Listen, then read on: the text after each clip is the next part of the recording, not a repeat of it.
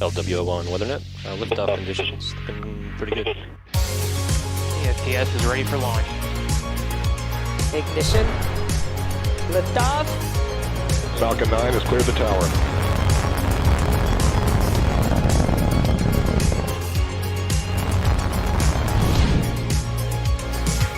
Ten, 9, 8, Side booster ignition. 6, 5, 4, 3, 2, 1.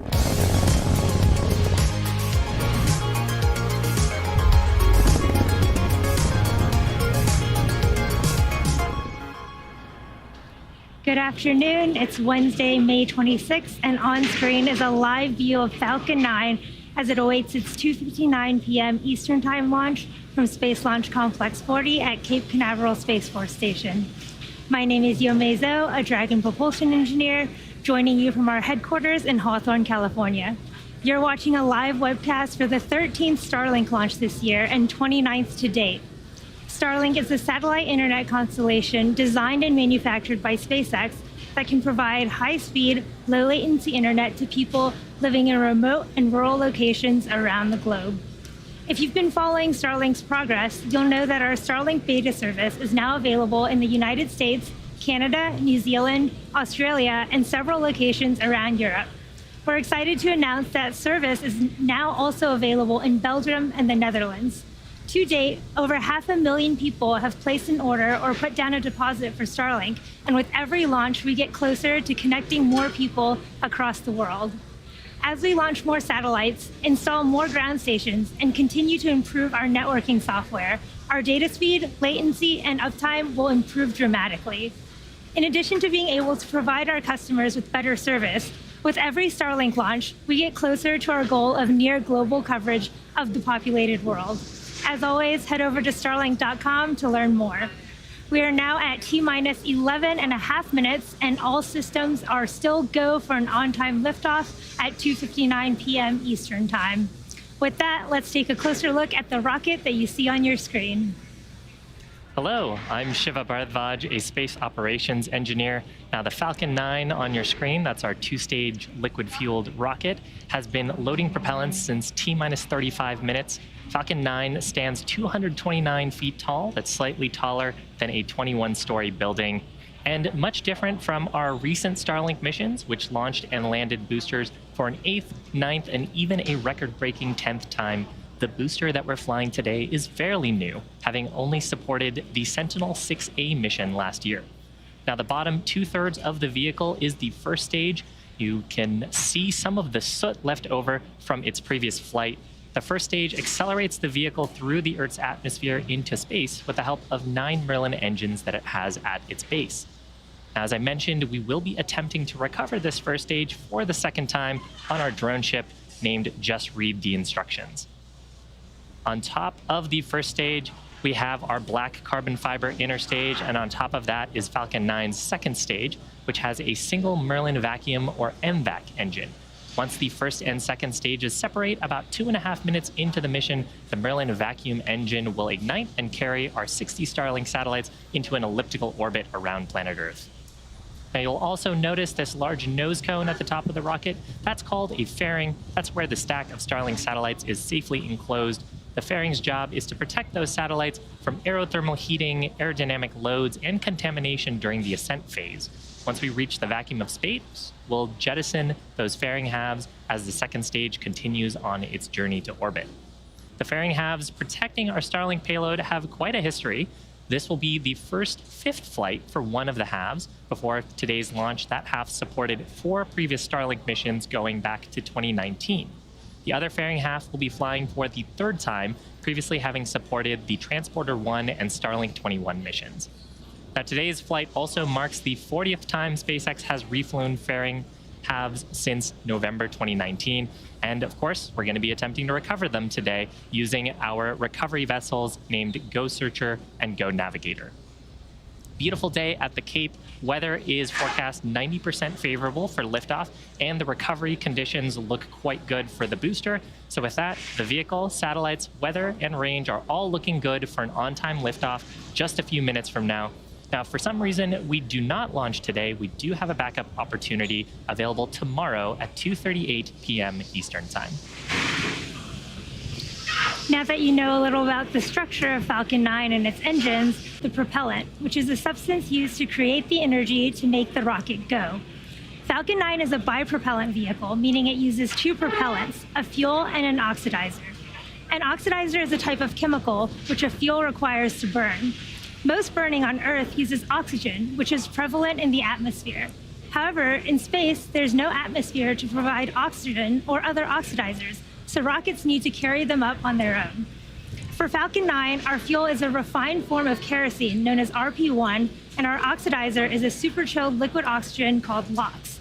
The liquid oxygen is chilled well below its boiling point so that it becomes what we call densified, which means there is a much greater amount of mass per volume, and we can load more of it into the booster. In addition to its propellants, Falcon 9 also needs an ignition source in order to go. And for that, we use the chemical TTEB, or triethyl aluminum and triethyl borane. When it is fully fueled, Falcon 9 holds just over 1 million pounds of propellant that the vehicle will burn through in less than 3 minutes after liftoff. Once our Merlin engines begin to burn RP1 kerosene and liquid oxygen, you'll see the rocket throwing the exhaust out of the engine bells in one direction while pushing the rocket in the other. This is a great example of Newton's third law of motion. For every action, there is an equal and opposite reaction. That 1 million pound weight of propellant is turned into all the flames that you see in flight coming out of the engines, creating the almost 2 million pounds of force exerted on the rocket to lift it up. Now, in order to get to space, the rocket has to do more than just go up. It also has to go sideways really, really fast. At liftoff, gravity is pulling straight down on the rocket. But as we ascend, we'll start to tilt the engines, which is technically referred to as gimbaling. That turns the rocket horizontally. We're still going up, but we're also now heading horizontally away from the launch pad, and that maneuver is referred to as a gravity turn. The rocket typically needs to get to about 7.5 kilometers per second, or about 17,500 miles an hour horizontally, in order to avoid being pulled back down to Earth and to get into orbit. To help demonstrate the concept, imagine we were firing a cannon from a really high mountain. The cannonball will arc, and then gravity will pull it back down to Earth. As you increase the power, the cannonball will arc and land further and further away. Eventually, you could continue to increase the power, and the cannonball will go so fast that it ends up in free fall around the Earth. Gravity's still pulling on it, but it's going so fast that it never hits the ground. This arc that constantly misses the Earth is what we call an orbit. So when we get to liftoff today, keep an eye out on the orientation of Falcon 9. You'll see it initially start to go straight up until about T plus 10 seconds, at which point we'll start to shift orientation so Falcon 9 can start picking up sideways velocity. But before we get to that, why don't we check in on the status of the vehicle for today's launch? We are currently just under T minus 5 minutes and 30 seconds from liftoff, and Falcon 9 is now moving into the final stages of the countdown. We are currently waiting for the transporter erector, or TE, to retract, and that's that truss structure right next to the vehicle. First, the TE clamps will open, and the transporter erector will then begin to retract away from the rocket slightly, and at T0, hydraulics will pull the TE farther away from Falcon 9 as it lifts off. Now, the TE provides liquids, gases, electrical connections to the second stage, as well as air conditioning to the payload fairing. Tanks pressing for strong back retract. Now, those clamp arms that you can see just below the fairing should start to open soon, and strong back retraction should happen in just a few seconds here.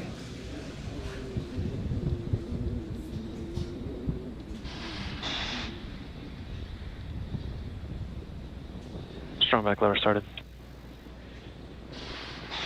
You heard strong back has started to retract. You can see those clamp arms opening around the Falcon's second stage there.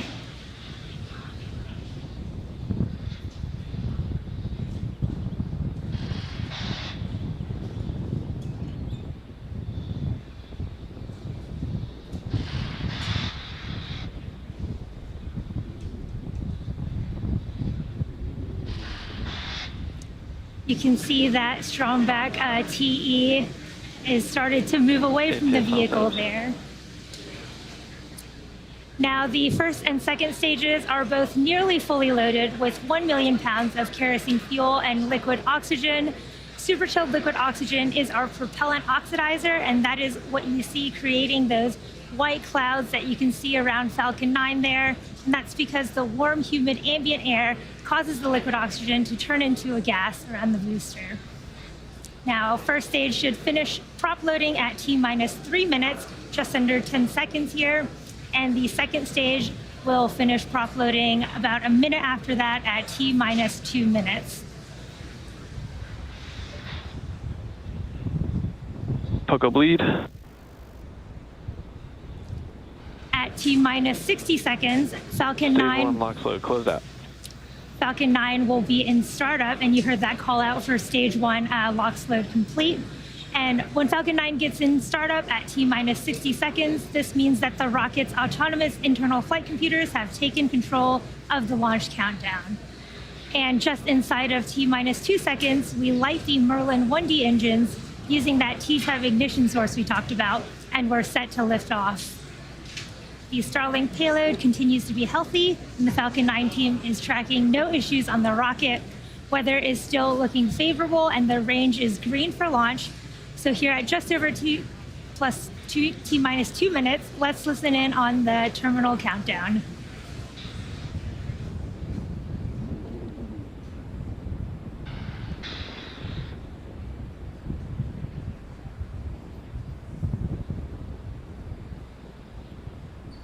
Stage 2 locks load, close out.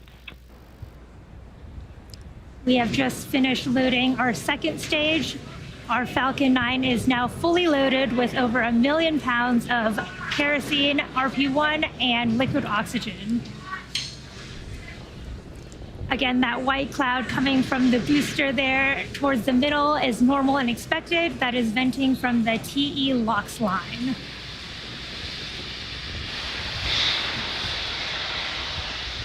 Again, at T-minus 1 minute, Falcon 9 will go into startup, and this is when stage 1 and stage 2 will begin pressurizing for launch, and the flight computer will have taken control of the countdown.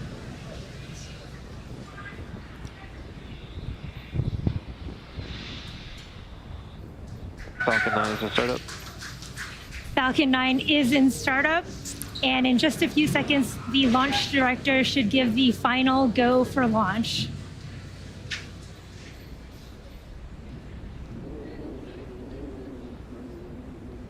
Stage 2, pressing for flight. Falcon 9, Starlink LDs go for launch.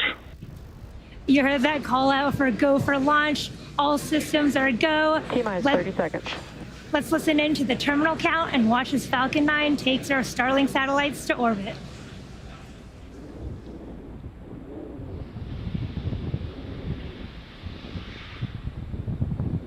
T-minus 15 seconds. Stage 1, pressing for flight. 10, 9, 8, 7, 6, 5, 4, 3, 2, 1, 0. Ignition. And liftoff.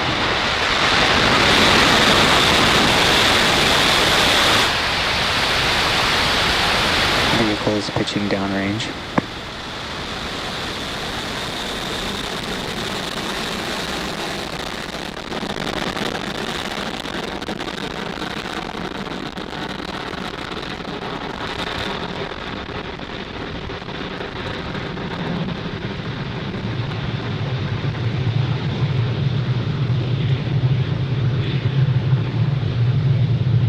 Stage 1 propulsion is nominal. What a beautiful day for a rocket launch here. As you can see, Falcon 9 has successfully lifted off from Pad 40 at Cape Canaveral Space Force Station, carrying our stack of 60 Starlink satellites to orbit. Moments ago, we throttled the engines down in preparation for max Q, or the maximum aerodynamic pressure that the rocket will see. Vehicle is supersonic. Vehicle is supersonic, and we should be passing through max Q here in just a few seconds. Vehicle has reached maximum aerodynamic pressure. We just passed through max Q, and in about a minute, we will have 3 events happening back to back, and that's main engine cutoff, or MECO, stage separation, and second engine start 1. So first, main engine cutoff. That is where all 9 Merlin 1D engines that you can see burning right now will shut off to slow the vehicle down in preparation for stage separation. And this is where the first stage separates from the second Game stage. control has begun. With the first stage making its way back to land on our drone ship, just read the instructions, while second stage continues on its journey to its third event, which is second engine startup 1. Now this is where the 1 MVAC engine on our second stage lights up and propels that second stage along with our Starlink satellites to orbit. What a beautiful view of those 9 M1D engines burning there on beautiful clear day. And we're coming up on main engine cutoff shortly here in just about 10 seconds.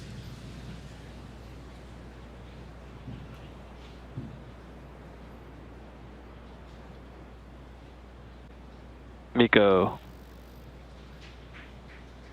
Stage separation confirmed.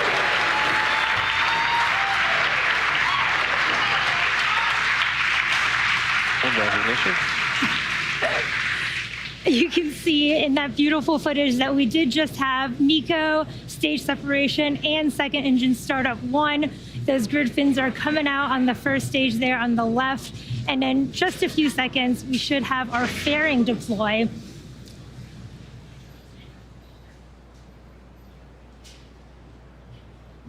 Fairing separation confirmed.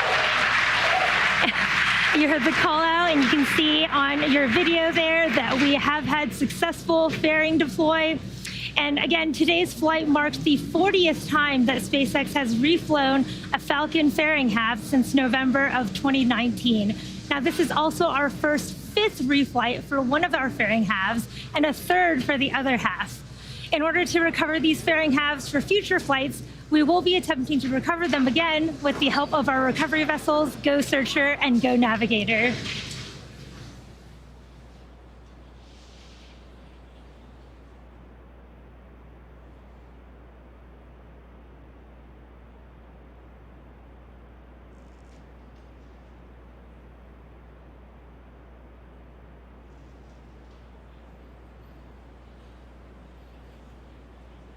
Stage 2 continuing towards its first orbit on the right-hand side of your screen. Left-hand side of your screen, you can see Falcon 9's first stage reorienting itself for its next 2 activities. That'll be 2 burns to come back safely to Earth. First of those being the entry burn. That's where we'll ignite 3 of the Merlin 1D engines to help slow down the first stage as it re-enters the upper parts of the Earth's atmosphere. The second burn will happen closer to the drone ship. That's the landing burn. That's where we'll ignite just the single center Merlin engine. That'll bring the first stage's velocity rapidly down to 0 for a soft touchdown.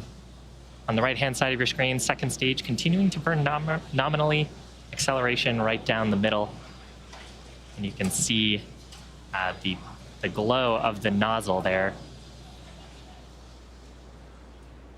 Now, if you are just catching up with us, we did have a Stage 2 on nominal trajectory. We did have a successful launch of Falcon 9 from Cape Canaveral Space Force Station.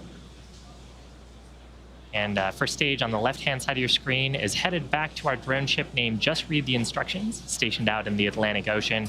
Second stage heading on the right-hand side of your screen is headed to its first orbit.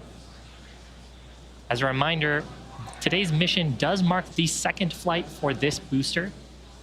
If you happen to catch fairing separation earlier, this will be the first 5th flight for one of those fairing halves and the 3rd flight for the other half.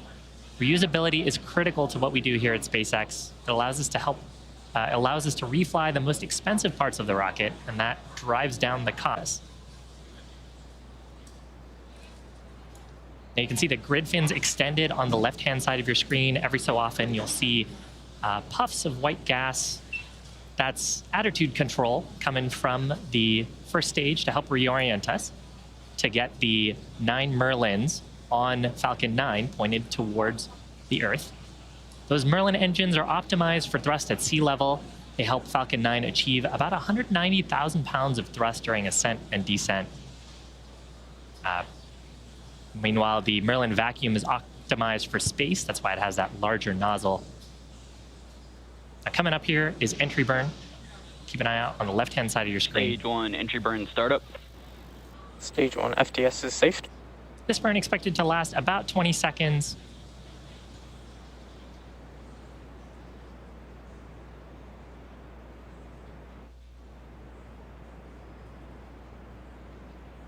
Stage 1 entry burn shutdown.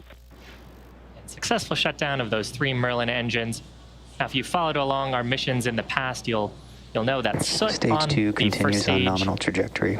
is an indication that the rocket has flown before.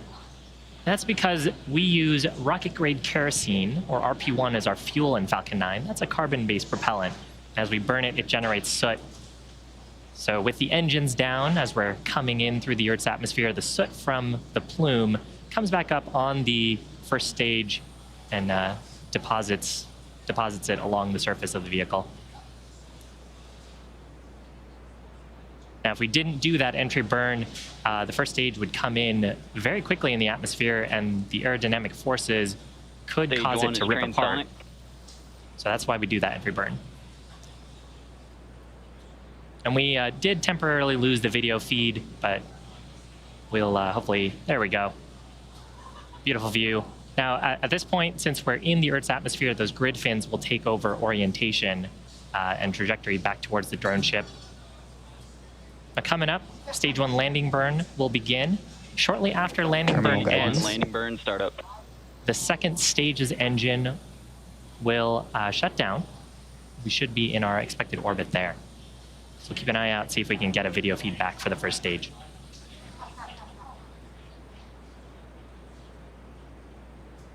Stage 1 landing leg deploy.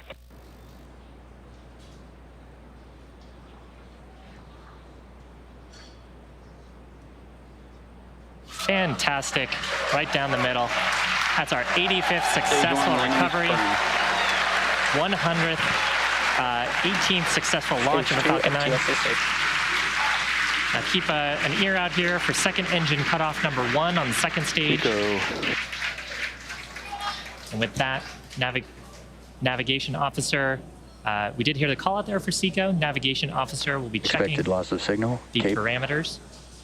Make sure we are in our intended orbit. Nominal orbit insertion. Fantastic news.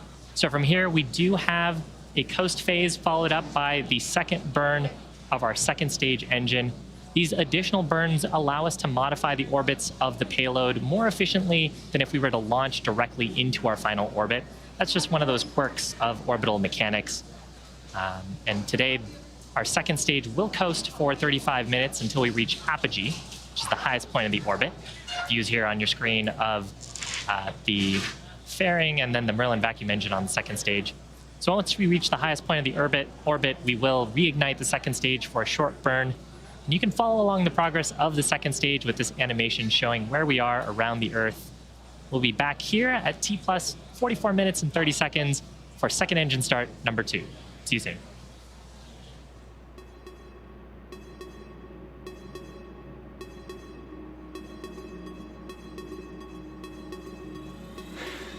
Acquisition of signal, Newfoundland.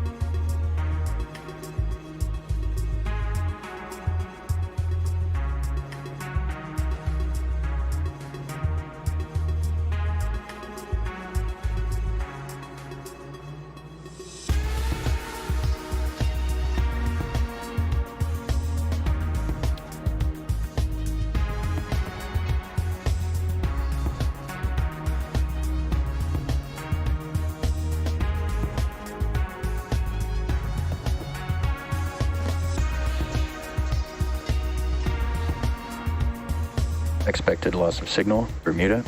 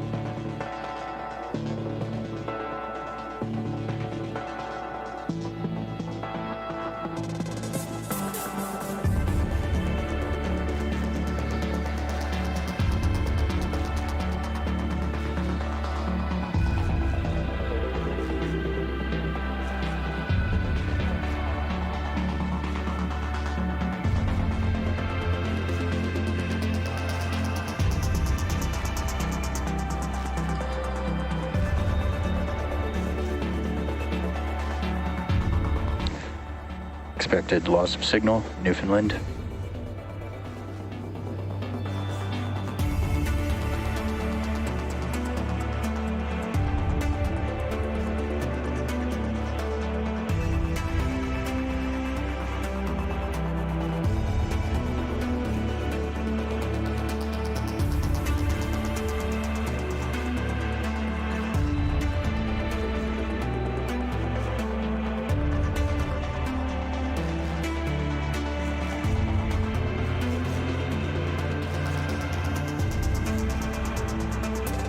Acquisition of signal, Goonhilly.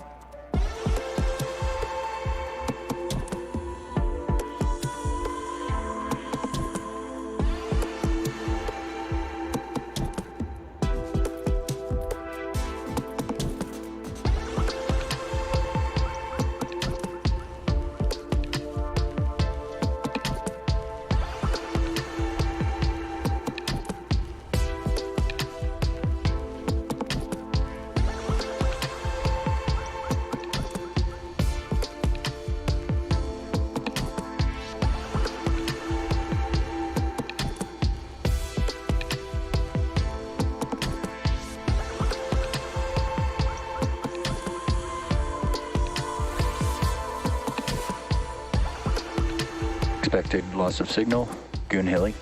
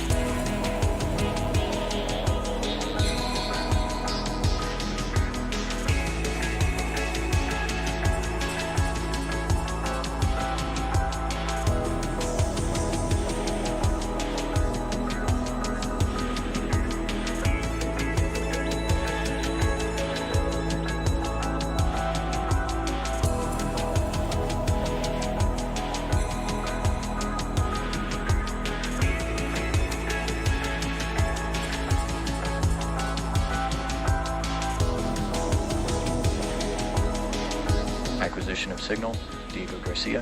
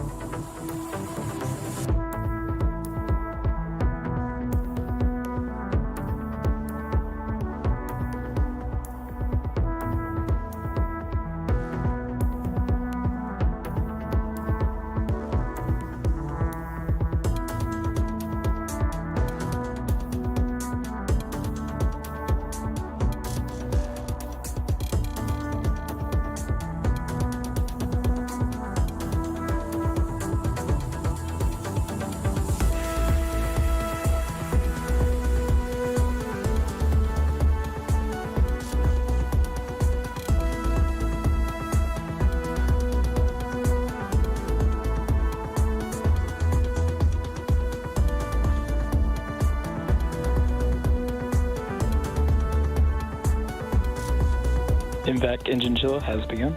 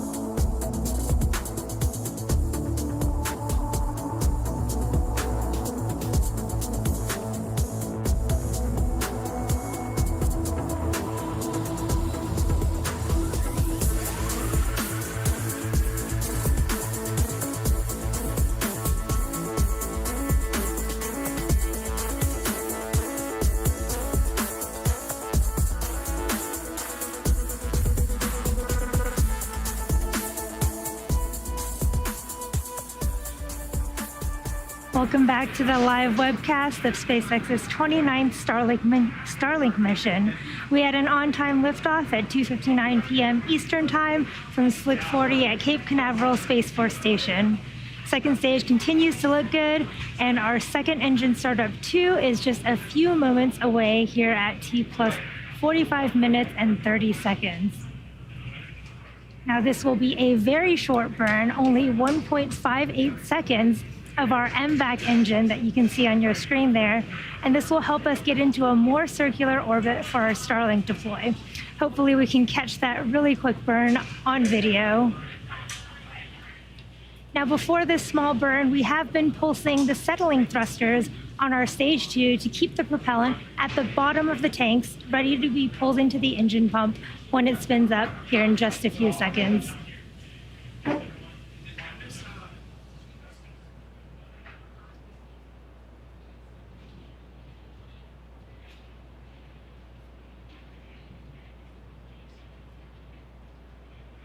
Again, we're just waiting for acquisition of signal from our ground station.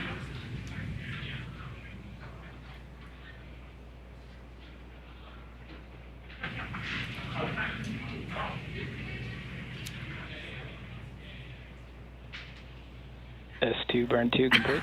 Good burn. Looks like the video came back just in time for us to see that burn there. And now we're just looking for a confirmation of a good orbit. Nominal orbit insertion. You heard the call out for the nominal orbit. We have another coast phase coming up here before we deploy our next batch of Starlink satellites into orbit. During this time, the spacecraft will start to spin along its central axis, giving the Starlink satellites the momentum they need to space themselves out over time after they deploy. We'll see you back here at around T plus 1 hour and 2 minutes.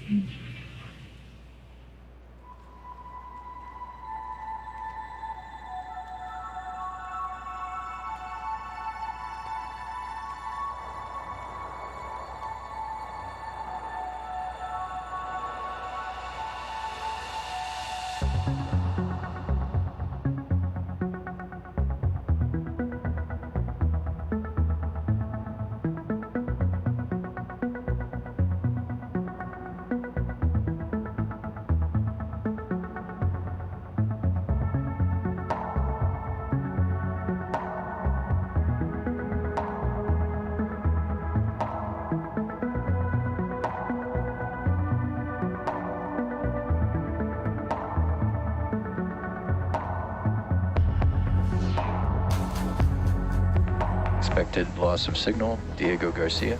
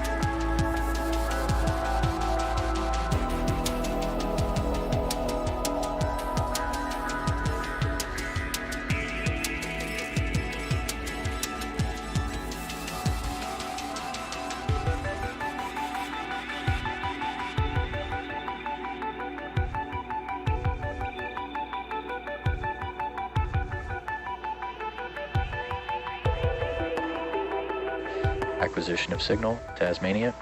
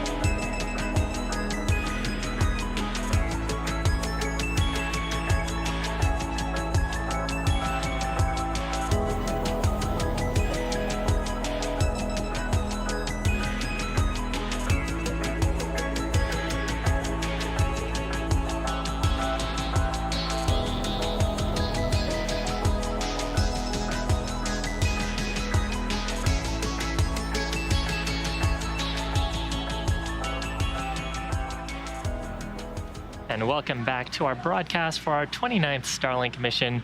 Now, if you're just joining us, we had a successful liftoff from Cape Canaveral Space Force Station at 2:59 p.m. Eastern Time, then successful stage separation, recovered our first stage for the second time on our drone ship named Just Read the Instructions, and had 2 successful second stage Merlin vacuum engine startups. So we had some video shots there of the second stage. We're awaiting our next major event, which will be payload deployment of the Starlink satellites. Now, over the last coast phase, we've started to spin the second stage a little bit. You can actually see maybe the sun might pop into frame there. And that's to help those Starlink satellites space themselves out after payload deployment. And here's a shot of the top of the second stage, camera looking up at the Starlink satellites.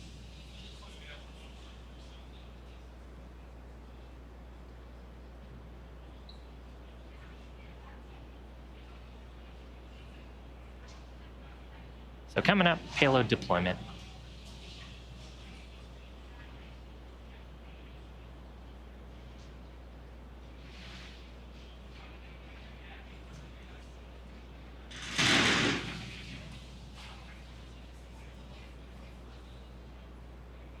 Starlink deploy confirmed.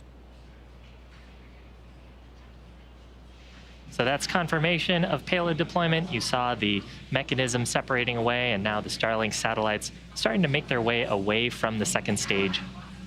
Shortly, they will deploy their solar array. Wow, that's a beautiful shot of Earthrise in the background. But shortly, they will deploy their solar array, and then over the next few days and weeks, they'll start to distance themselves out.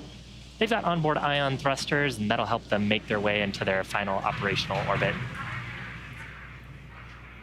And with that successful deployment of our satellites, we'll bring today's webcast to a close. Thank you to the Range and Federal Aviation Administration for supporting today's mission. And of course, thank you to all of our viewers and all of our Starlink customers using our beta service at this time. If you're interested in being a part of our beta program, head over to starlink.com and sign up. Hope you enjoyed the webcast today, and we'll see you soon.